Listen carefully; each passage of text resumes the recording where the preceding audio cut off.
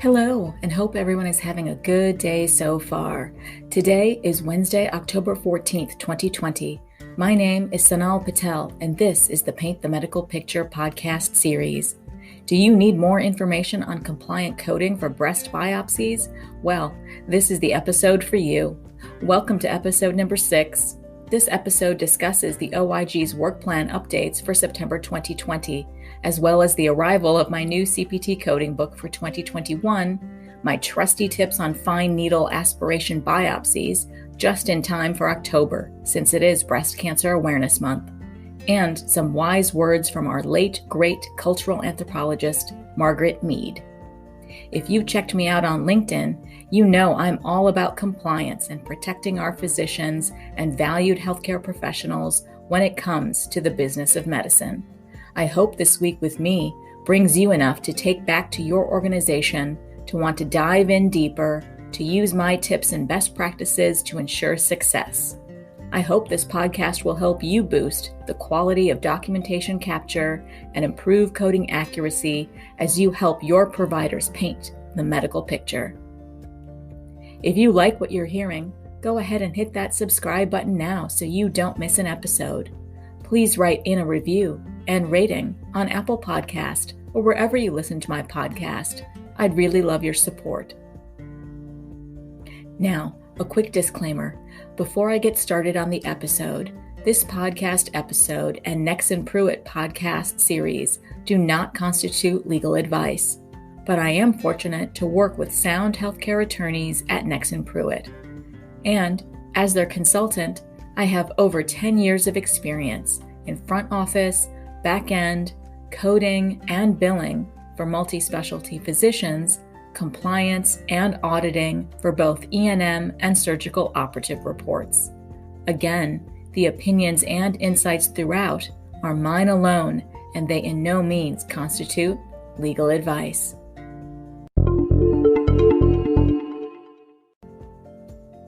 So, let's get into Newsworthy. I wanted to go over the 5 new September 2020 updates made to the OIG Work Plan. The first update is titled HHS and ASPR Actions Related to Resources, Supplies, and Treatments Needed to Address COVID-19.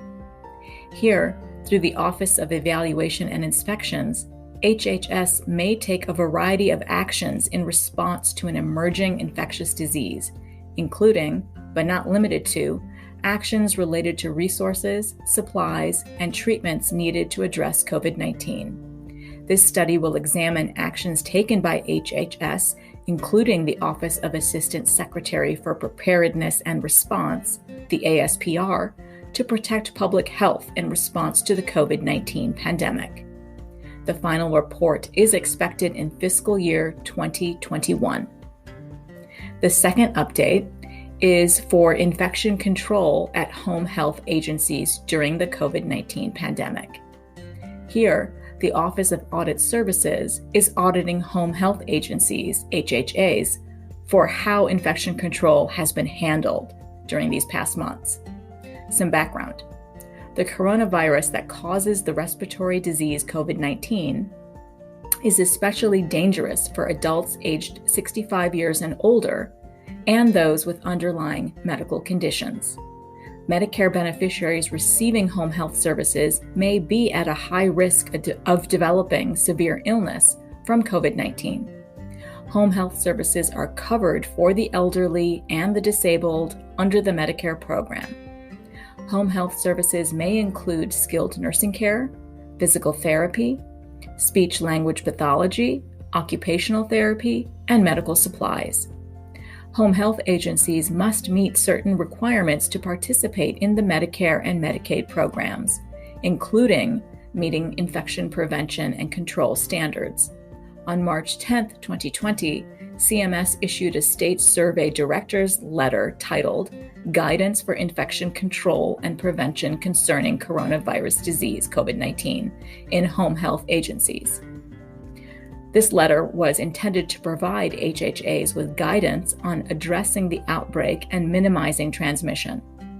Home health workers often travel to several homes on a weekly basis, which therefore increases their risk of exposure to the COVID-19 virus and increases the risk of infection among the Medicare population.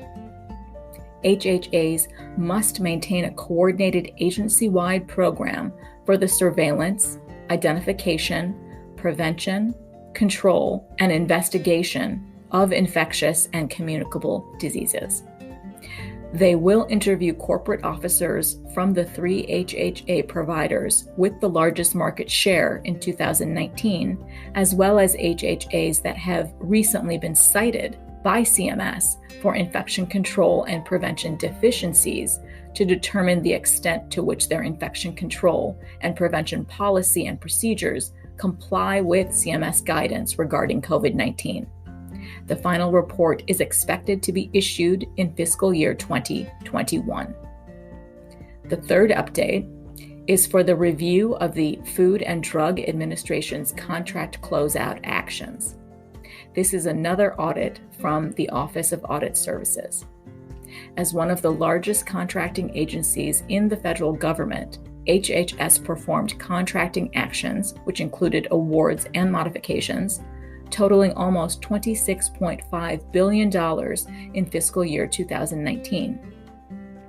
Prior OIG work identified issues regarding contract closeout, which is required once a contracting officer receives evidence of receipt of property and final payment, or evidence of physical completion of a contract.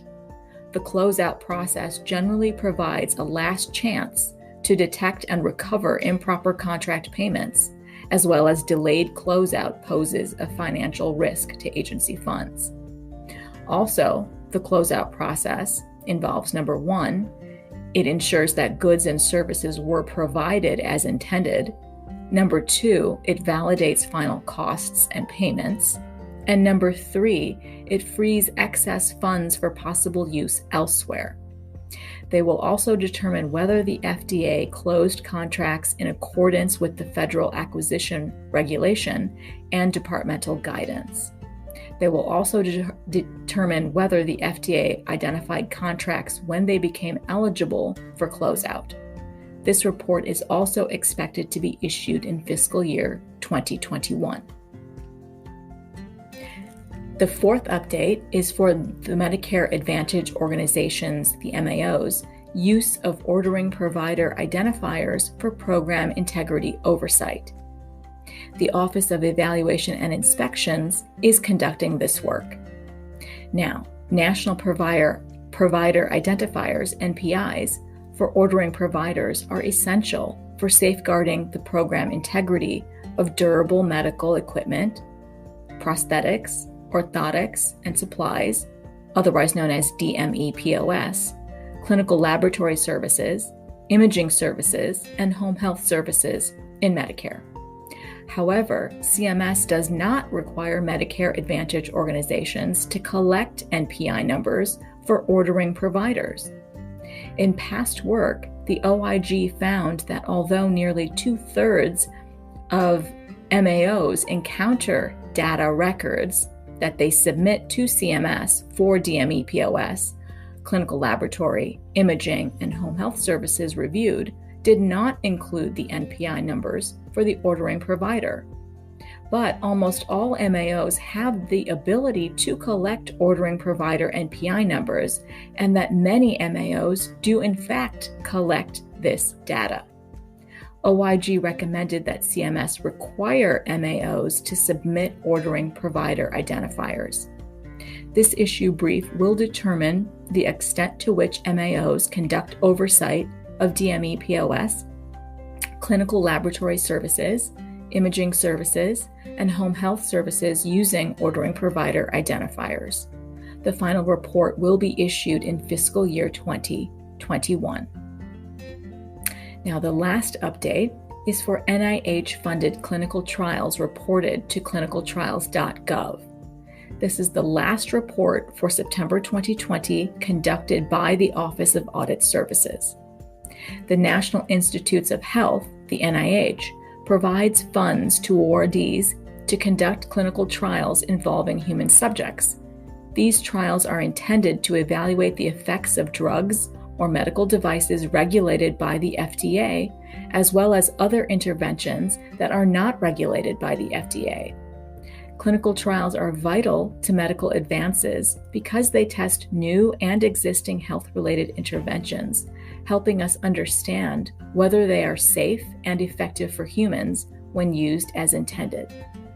Having information about the results of clinical trials fosters improved patient safety by giving doctors, researchers, and the public at large access to information that may inform some medical decisions, help focus on areas in need of study, as well as to maximize the public's investment and our trust in research. Federal law, regulations, and NIH award terms and conditions generally require NIH awardees to submit the results of certain clinical trials to NIH within 1 year after the earlier of the estimated or the completion date of the applicable clinical trial. NIH has extended this requirement to all clinical trials that receive NIH funding. NIH is required to post the results of these trials on clinicaltrials.gov within 30 days of receiving them. They will conduct an audit at NIH to determine whether NIH ensured that awardees of NIH-funded clinical trials complied with federal reporting requirements. The final report is expected in 2022. Now, in my opinion, these 5 reports with findings are always most interesting and informative, and I look forward to analyzing them in the new years ahead. It's also important for all of you to keep an eye on these monthly OIG Work Plan updates to see how they impact you, your provider, or your health system. Also newsworthy, it's that time of year for those of us in the business of medicine. New code books are mailed out. I just received my new CPT coding manual for 2021 last week. I'm very excited to dive in and finally see all 206 new codes and all the deletions and revisions in print. So be sure to check out Appendix B on pages 885 through 892 of your AMA CPT 2021 Professional Edition for the summary of additions, deletions, and revisions.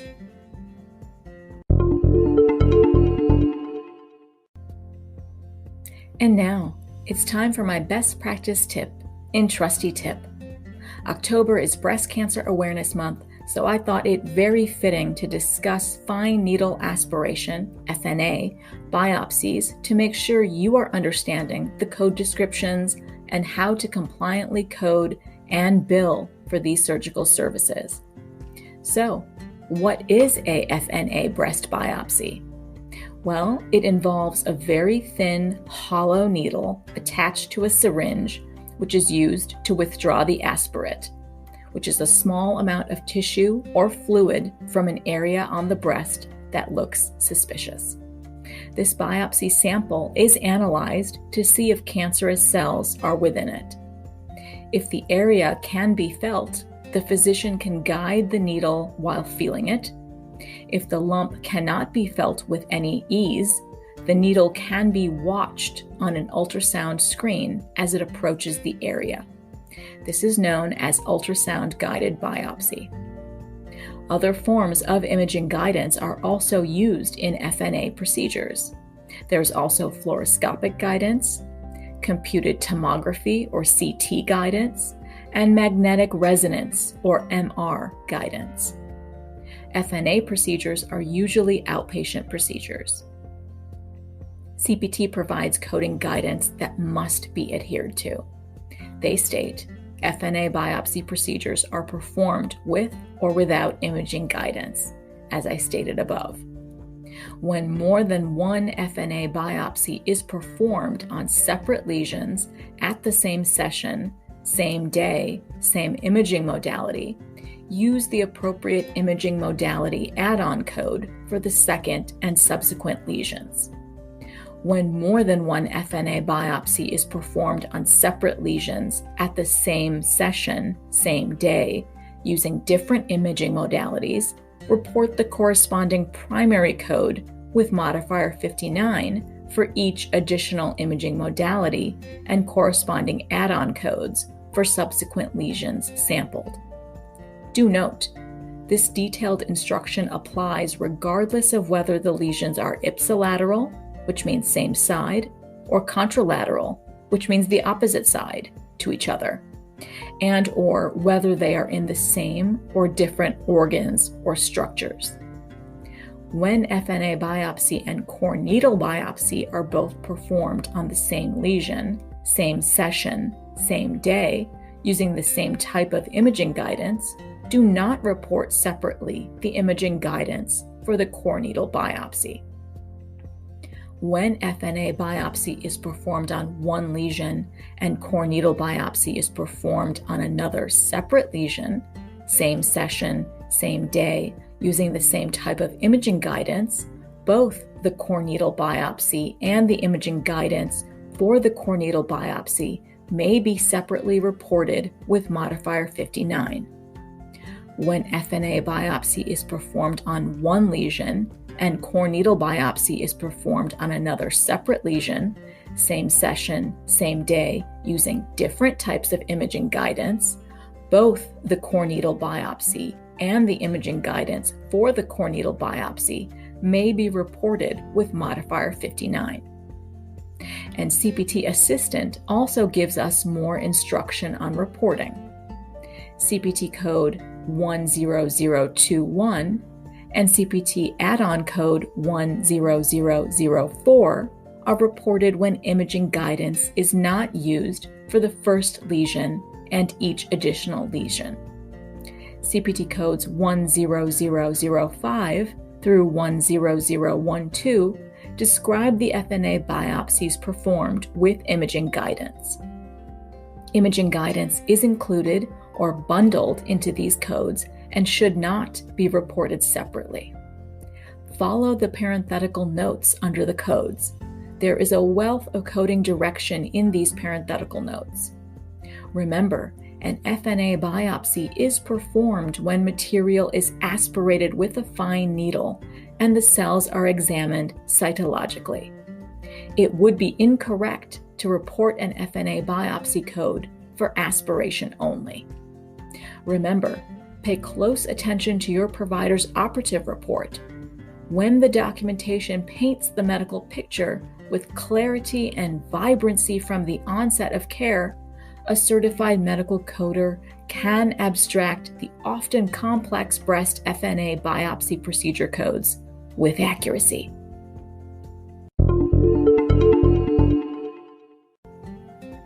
And finally, this week's inspiring quote in Spark is from our renowned late great cultural anthropologist Margaret Mead.